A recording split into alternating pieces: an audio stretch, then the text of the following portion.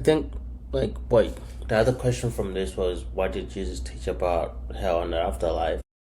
But I think, like, the biggest definition that I got for hell from this whole discussion, like, when I was looking at things up, was that hell is like the opposite of perfect fellowship with God forever, right? So, the righteous will have perfect, like, fellowship with God forever, and then righteous will have hell, eternal fire, and the great national teeth forever too.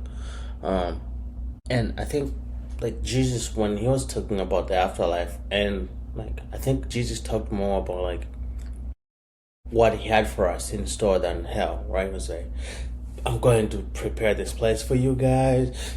It's a wonderful place that I want you to come spend. So it's like he's giving us like, this is a place we want to go be at, rather than talking about the other place we don't want to be at. But it's like, I want you to be here with me rather than being there. And like, he taught about resurrection. He was talking about us as we're gonna die eventually, and we're gonna rise up with him again, and we're gonna enjoy that time with them. And talked about coming kingdom, which Rai just touched on. It's like, it's coming. It's not here yet, but it's coming, right?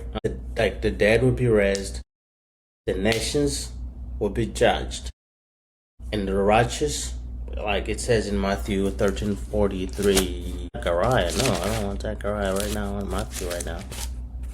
Matthew 13:43 says, "Then the righteous will shine forth at the sun in the kingdom of their Father. He who has ears to hear, let him hear." I think that last part should be like Riley's thing. Let him who has ears hear what it is there to be.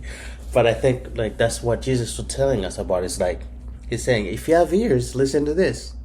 The righteous will shine with their Father. What the other people that are not righteous are gonna do? Nobody cares, like Mika would say. But what do we care about is this part right here where it says we, as Christians who've been saved by Christ, will shine with our Father. And and they promised that though it's gonna be condemnation. It's not like it was like, oh, there might be condemnation. It's like, no, just take this as a promise. There's gonna be condemnation for those that are not with him. And I think for like we talked about the big pictures, just getting right with God, right? We want to strive to follow God. We want to strive to deny ourselves. We want to strive to hear those words that you'll be in paradise with me, rather than, hey, man. Like, and I think the other thing too I was thinking was, when you hear stories, I mean, there's stories of people like, oh, I went to hell, I went to heaven, and I came back, I died, right? Like those stories. I Those know are you guys would, crazy.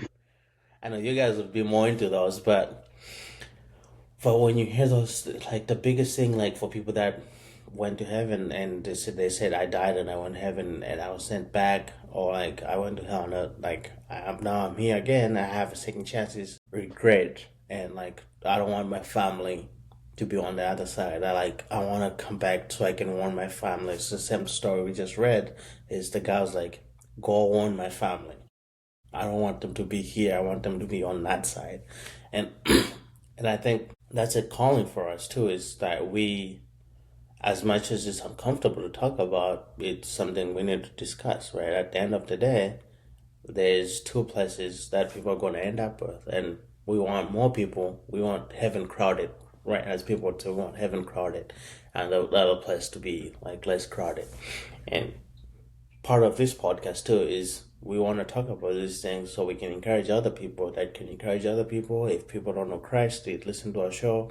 Hopefully they come to Christ and, hey, they see us in heaven like, hey, bro, hey, I listened to the Campfire podcast. Hey, cheers, bro. You said something. And I think that's the impact we can have on as Christians, is being able to confront these topics that are very uncomfortable to talk about right now, because you don't just walk up to someone and be like people are always like, why would a loving God send people to hell? Or why would, it's like, it's just like, they're always like, well, if he was loving, he wouldn't send people to torment. So they know that, and this place is not nice. You don't want to be there.